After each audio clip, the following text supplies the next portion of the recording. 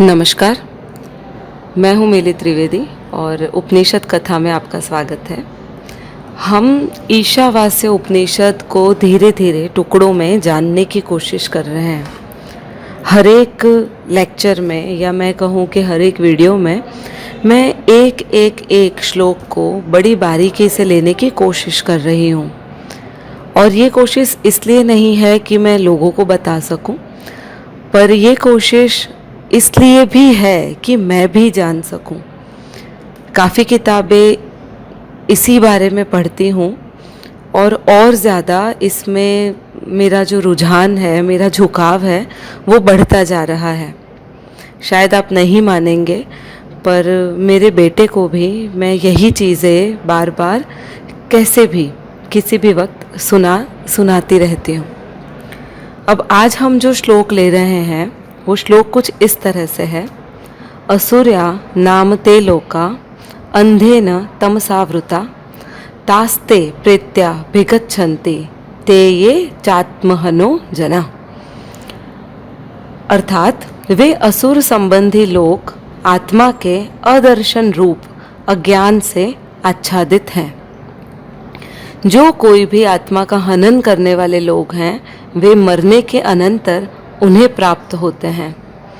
अब यहाँ ऐसा हुआ कि जो संस्कृत है, जो श्लोक है, वो भी कठिन है और उसका जो हमें एक्सप्लेनेशन दिया है वह भी कठिन है।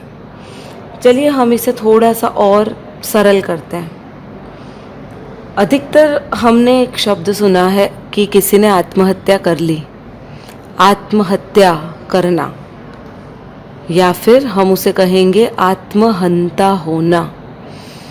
एक्चुअली जिस आत्महत्या को हम जानते हैं या जो हम देखते हैं आसपास कि कोई ऊपर से लटक रहा है रस्सी पर, या नदी में कूद रहा है, या जहर खा रहा है, या नींद की गोलियां खा रहा है, ये जो भी है वो सिर्फ और सिर्फ शरीर का हंता है, शरीर की हत्या है।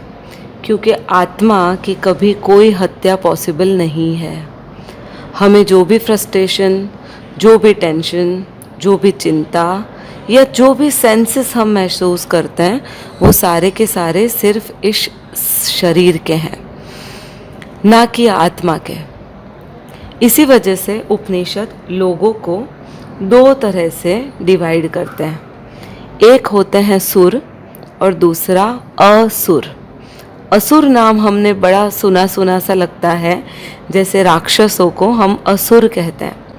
ओरिजिनली असुर उसका मतलब यही है कि जो सुर में नहीं है। एक और अर्थ मैं निकालूं तो मैं आपको बताना चाहूँगी। बहुत सुंदर सा कोई म्यूज़िक बज रहा है, काफ़ी अच्छा तालमेल में सुंदर सा म्यूज़िक जिसे सुनना बहुत अच्छा लगता हो। गाना कोई गा रहा है, ऑर्केस्ट्रा बज रहा है अच्छा खासा, पर वहीं पर उस एक ही जगह पे 10-12 अलग अलग म्यूज़िक एक साथ बजना शुरू हो जाते हैं, तो हम उसे सुर में नहीं कहेंगे, केओस जनरेट हो जाता है, तो उसे कहा जाएगा असुर होना। और यही जो असुरता है वो आज हमारे अंदर कहीं ना कहीं हम महसूस करते हैं। कुछ भी स्टेबल नहीं है, ये एक हकीकत है, पर कुछ भी सुर में नहीं है, ये एक विडंबना है, एक परेशानी है। हम अपने जीवन को सुर में कर सकते हैं तो हम भी सुर में शामिल हो सकते हैं। बस हमें इस केओस को घटाना रहेगा। अब उपनिषद ये कहते हैं दो तरह के लोग हैं, एक सुर, दूसरे असुर।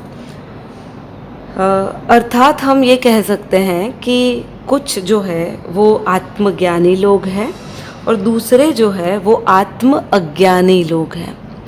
आत्मज्ञानी, अगर आत्मज्ञानी की बात करी जाए, आत्म मतलब स्वयं और ज्ञानी मतलब जान लेना। जो स्वयं को जान लेता है वह हो जाता है आत्मज्ञानी। अगर किसी ने जान लिया है तो आगे कुछ बात करने की रहती नहीं है। पर अगर किसी ने कुछ नहीं जाना है तो उसे हम कहेंगे आत्म अज्ञानी। और अगर कोई व्यक्ति आत्म अज्ञानी है, जैसे हम सब हैं, तो उसके लिए जानने का बहुत कुछ बाकी रह जाता है। शायद उसने शुरू ही नहीं किया है। ज़रा आपके आसपास लोग देखिए, आपके आसपास का जीवन देखिए, आसपास की तरंगे देखिए, तालमेल देखिए लोगों के बीच का। हर एक व्यक्ति अपने अपने चीज़ों में कहीं ना कहीं बहुत दुख या दुख में जी रहा हो, ऐसा लगता है। कहाँ कहाँ दुख नहीं है। आपको एक बात बतानी थी। हम अधिकतर, और मैंने महिलाओं को काफ़ी बार कहते हुए सुना है कि मुझे किसी ने दुखी कर दिया या उसके कांटेक्ट में आकर मैं बहुत दुखी हो गई। पर आप एक चीज़ समझिए, अगर साइंटिफिकली देखा जाए तो जिस चीज़ की सेंसिटिविटी आप में होगी वही चीज़ आपको परेशान कर पाएगी। अगर आप में दुख के सेंसेस हैं तो आप दुखी हो सकते हो। अगर आप में आनंद को लेकर सेंसिटिविटी है तो आप हमेशा आनंदित रहेंगे। अब आनंदित रहने का अर्थ क्या है? कौन आनंदित हो सकता है? चलिए इस पे बात करते हैं। अधिकतर लोगों को अपने बारे में कुछ भी नहीं पता है। ये सवाल वही है जो मैंने वीडियो की शुरुआत में लिखे हैं, और ये सवाल है, हम कौन हैं, हम कहाँ से आते हैं, हम क्यों आए हैं। और ये जो सारे सवाल हैं, ये सारे हमारे अज्ञान को बताते हैं। ऐसा अज्ञान जिसका हमें पता नहीं है। हम ये समझते हैं कि हम इंसान हैं। कुछ कहते हैं हम सिर्फ हाड़ मांस के चमड़े हैं और थोड़ा सा जानवरों से सेंसेस थोड़ी अच्छी है, इस वजह से हम इंसान हैं। हमें इसके बीज का पता नहीं है। अगर आप देखो तो जो व्यक्ति सफलता पा जाते हैं वो भी कहीं ना कहीं कंपैरिजन करते रहते हैं। जो असफल है वो तो कंपैरिजन करते ही करते हैं। सफल लोग भी कंपैरिजन करते हैं और कंपैरिजन के बाद दुखी होते हैं। यही दुख जो है वो दुख आता कहाँ से है हमें पता नहीं है। हम क्या चाहते हैं ये भी हमें पता नहीं है। अगर हमें आनंद को पाना है जैसे श्री कृष्ण ने पाया था, तो उसका सिर्फ एक ही इलाज है, और वो इलाज ये है, स्वयं को जान लेना। तुम स्वयं क्या हो उसका पूरी तरह से पता होना। जैसे ही तुम्हें पूरी तरह से पता लगने लग जाएगा, सारे जो सुर है ना, सारी जो सिस्टम है तुम्हारी, वो सुर में बजने लगेगी। तुम पूरी तरह से सुर में आ जाओगे और असुर में से सुर बन जाओगे। तुम्हारे अंदर का जो संगीत है वो इस तरह से बजेगा जैसे उसका कोई सानी नहीं है।